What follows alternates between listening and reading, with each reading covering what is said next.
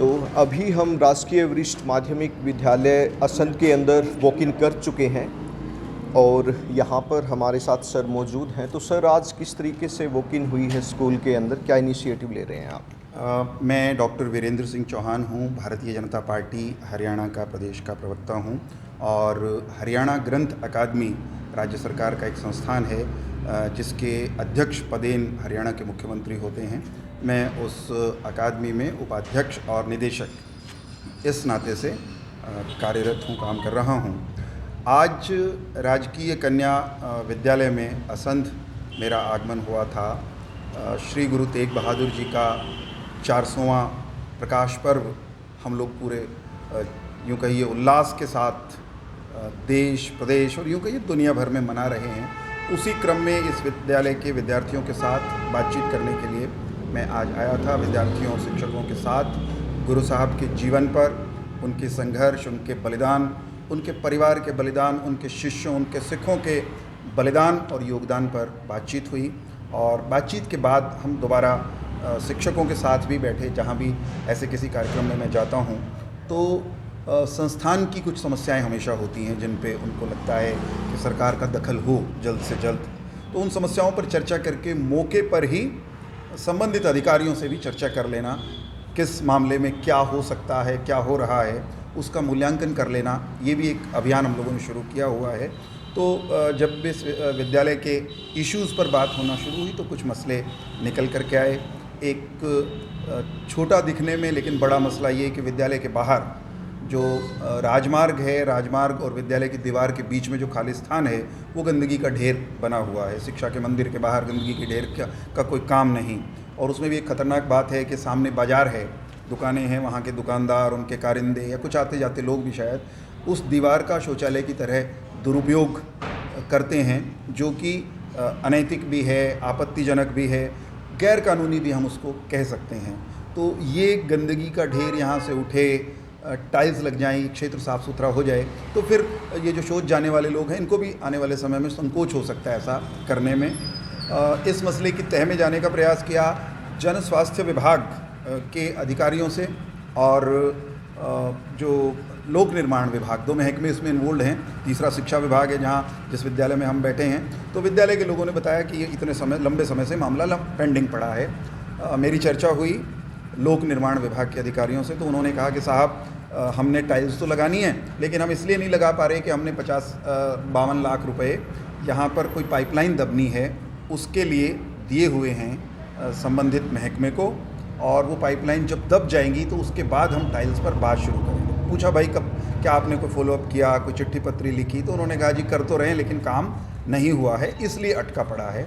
जन स्वास्थ्य विभाग के संबंधित अधिकारी से चर्चा की इस विषय में, तो उन्होंने कहा कि पाइपलाइन बिछाने का काम तो हम पूरा कर चुके हैं, महीना भर हो गया उसको। और अब तो इस पे प्रश्न उनसे मैंने पूछा कि काम पूरा कर लिया, चिट्ठी लिख दी क्या, उनको बता दिया क्या? तो निकल के आया कि अपना काम तो कर दिया उन्होंने पाइप बिछाने का, लेकिन PWD को इंटीमेट अभी उन्होंने नहीं किया है।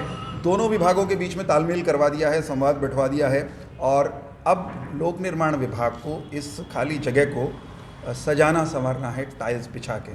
मुझे विश्वास है कि आज के इंटरवेंशन के बाद, हस्तक्षेप के बाद ये काम गति पकड़ेगा। शौचालयों का मसला विद्यार्थियों के लिए, कन्याओं के लिए, छात्राओं के लिए, वो भी स्कूल के स्टाफ की तरफ से प्रिंसिपल अजमेर जी के माध्यम से वो मेरे सामने आया। शौचालय अभी हाल यहाँ फंक्शनल शौचालय 3 हैं, 4 निर्माणाधीन हैं, उन पर काम चल रहा है। 7 हो जाएंगे लेकिन 7 भी पर्याप्त नहीं है, ऐसा शिक्षकों ने बताया। तो जिला शिक्षा अधिकारी से तुरंत इस विषय में बात की और राज्यपाल चौधरी जी ने आश्वासन दिया है कि जुलाई में जब मैं लौटकर वापस इस विद्यालय में किसी कार्यक्रम के बहाने या औचक निरीक्षण करने, देखने आऊँगा तो जुलाई से पहले, यानी जब मैं आऊँगा उससे पहले शौचालय और अधिक जो बन रहे हैं उनसे भी ज़्यादा शौचालय यहाँ होंगे। यहाँ की शौचालयों की आवश्यकता को भी जुलाई से पहले पूर्ण कर लिया जाएगा। विद्यालय में सोलर संयंत्र लगे हों, बिजली भी बचे, और कभी कभार असल में तो कट लगते नहीं अब नई सरकार में, नई व्यवस्था में, लेकिन कट लगे तो सोलर का तंत्र तो रहना चाहिए।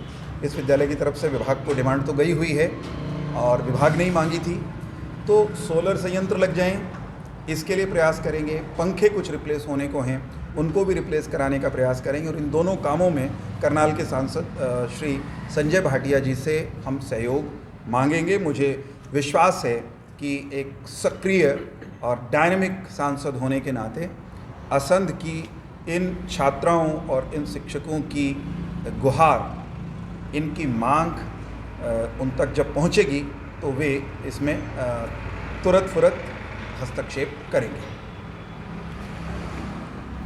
क्या क्या समस्याएं रखी हुई? सर, आज हमारे विद्यालय के अंदर हरियाणा साहित्य ग्रंथ अकादमी के उपाध्यक्ष डॉक्टर वीरेंद्र चौहान जी आए, जिन्होंने गुरु तेग बहादुर जी के 400वां प्रकाश पर्व के ऊपर लड़कियों से, छात्राओं से बातचीत की, उनके बलिदान और उनकी पूरी जीवनी के बारे में बताया और बच्चों से आह्वान किया कि उनके जीवन को पढ़कर उनके आदर्शों को अपने जीवन में स्थापित करें।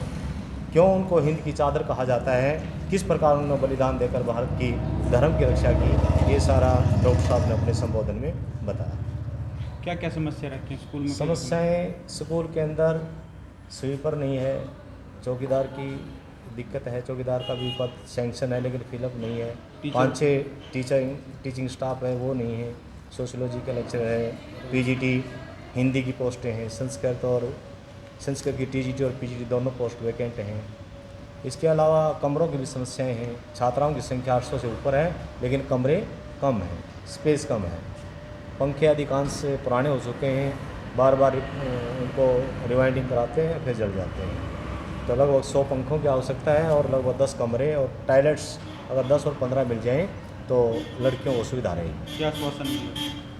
अभी डॉक्टर साहब ने आश्वासन दिया है कि मैं पूरा प्रयास करूंगा और हमारे सामने अधिकारियों को फ़ोन भी किए हैं, तो हमें पूर्ण विश्वास है कि ये समस्याओं का समाधान शीघ्र ही होगा।